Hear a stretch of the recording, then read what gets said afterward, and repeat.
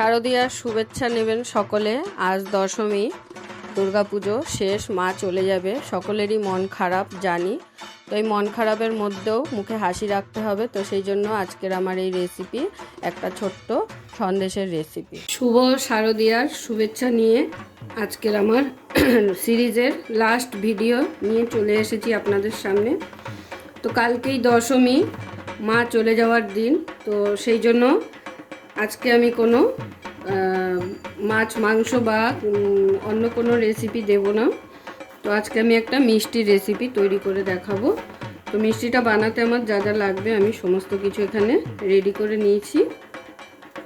প্রথমেই বলে দিই, এখানে 2 টেবিল চামচ ঘি আছে, ঘি লাগবে। এটা হচ্ছে এলাচের গুঁড়ো, 1.5 চামচ এলাচের গুঁড়ো আছে, 50 গ্রামের মতো টক দই আছে, আর লাগছে চিনি, আর লাগবে গুঁড়ো দুধ। আমাদের আজকে গুঁড়ো দুধটা দিয়ে আমি মিল্ক সন্দেশ তৈরি করে দেখাবো। তো গুঁড়ো দুধ আমি এখানে 300 গ্রামের মতো নিয়েছি। আগে থেকে সব কিছু মেপে মেজারিং করে নিয়েছি। আর চিনি নিয়েছি 250 মতো, 1 কাপ। আর দই আছে 50 গ্রাম। তো চলুন শুরু করা যাক। মা চলে যাওয়ার দিন, তো সেই জন্য মা চলে গেলে সবার ঘরেই মিষ্টি মুখ করানো হয়, মাকে মিষ্টি মুখ করে বিদায় জানানো হয়।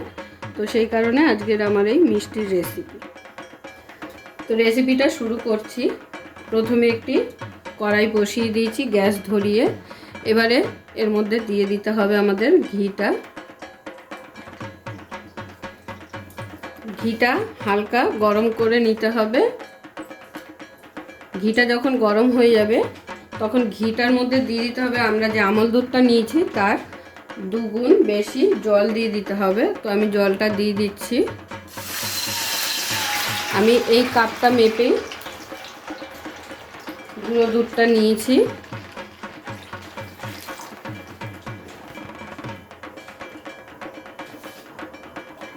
তো 300 গ্রাম দুধ নিয়েছি, তার বেশি আর কি 600 গ্রামের মতো জল দিয়ে দিলাম। এবারে জলটাকে প্রথমে একটু উষ্ণ গরম করে নিতে হবে। তো দেখুন জলটা যখন এরকম ফুটে উঠবে তখন গ্যাসের ফ্লেমটাকে কমিয়ে নিতে হবে। গ্যাসের ফ্লেমটাকে একদম লোতে করে দিয়ে এর মধ্যে দিয়ে দিতে হবে আমাদের গুঁড়ো দুধটা।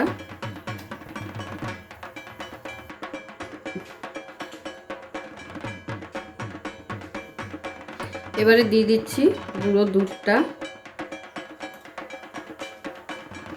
দুধটা দিয়ে খুব ভালো করে হালকা হাতে নেড়ে নেব।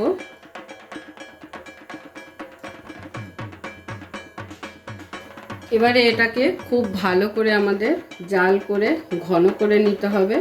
যতক্ষণ না এটা ঘন হয়ে যাচ্ছে ততক্ষণ কিন্তু নেড়ে ঘন বানিয়ে নিতে হবে। আর অনবরত কিন্তু নাড়তে হবে।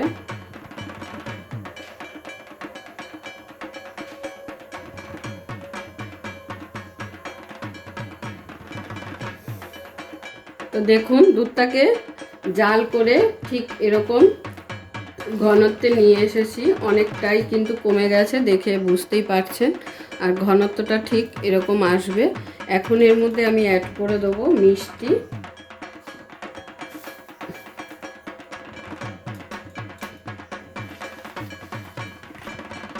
মিষ্টিটা যখন খুব ভালো করে গলে যাবে দুধের সাথে, তারপর এখানে অ্যাড করে দিতে হবে আমাদের টক দইটা। তো মিষ্টিটা প্রথমে পুরোটা দিলাম না, মিষ্টি যতটা প্রয়োজন ততটাই দেব। আর দিয়ে দিচ্ছি কিঞ্চিত মাত্র একটু লবণ, কারণ মিষ্টি জিনিসে একটু লবণ না দিলে তার কিন্তু টেস্ট আসে না।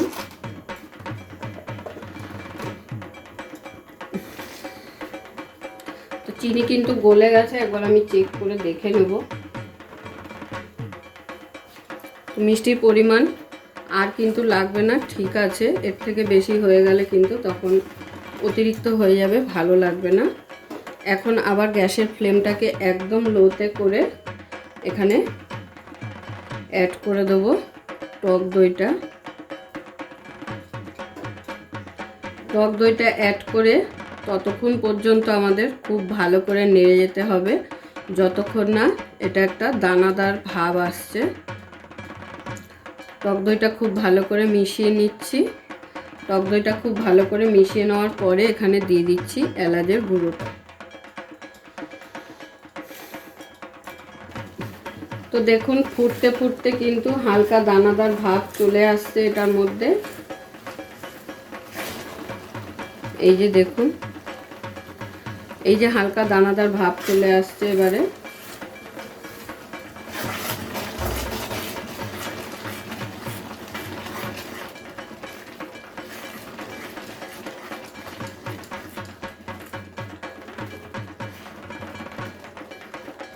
দেখে আশা করি বুঝতেই পারছেন দানা দানা ভাব হয়ে এসছে।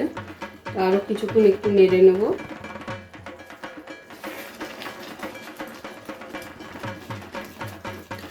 তো দেখুন মিশ্রণটি আমার একদম কিন্তু রেডি হয়ে এসেছে।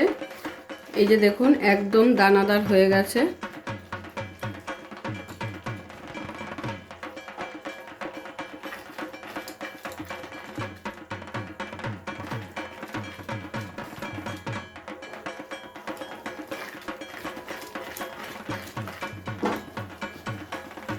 তো ওদিকে আমার সন্দেশের মিশ্রণ একদম রেডি হয়ে গেছে। তো এখন আমি একটা এখানে কেক মোল্ড নিয়েছি।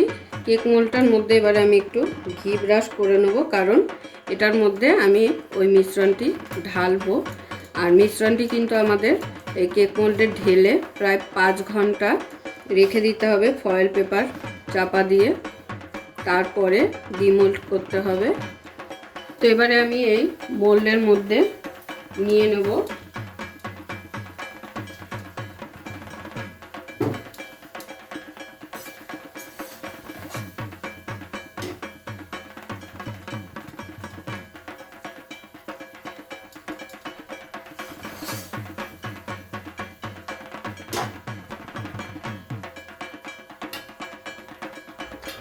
তো দেখুন আমার মিষ্টি কিন্তু একদম রেডি। আমি মোল্ডের মধ্যে ঢেলে নিয়েছি। এবারে এটাকে 5 ঘন্টা আমাদের রেখে দিতে হবে। আমি আবার কাছ থেকে দেখিয়ে দিই।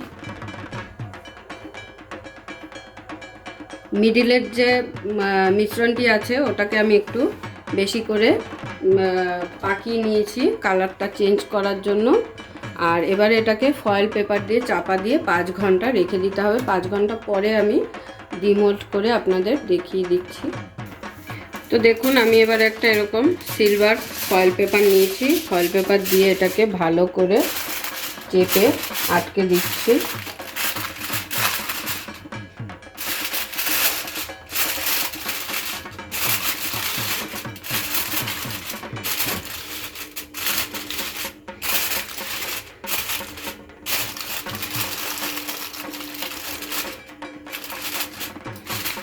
তো দেখুন আমি যে মিষ্টিটা মিল্ক সন্দেশটা বানিয়েছি সেটা আপনাদের আমি 5 ঘন্টা পরে ডিমোল্ড করে দেখাবো। আমি ফয়েল পেপার দিয়ে এইভাবে বন্ধ করে রেখেছিলাম। এখন আমি এটাকে বার করে দেখিয়ে দেবো এটা যে কীরকম হয়েছে।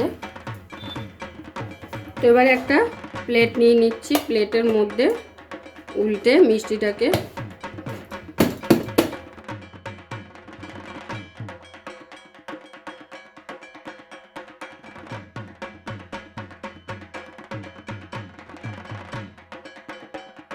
দশমী স্পেশাল আজকে আমার এই সন্দেশের রেসিপি আপনাদের কেমন লাগলো অবশ্যই সকলে কমেন্ট করে জানাবেন। আর সকলে ভালো থাকবেন ও সুস্থ থাকবেন।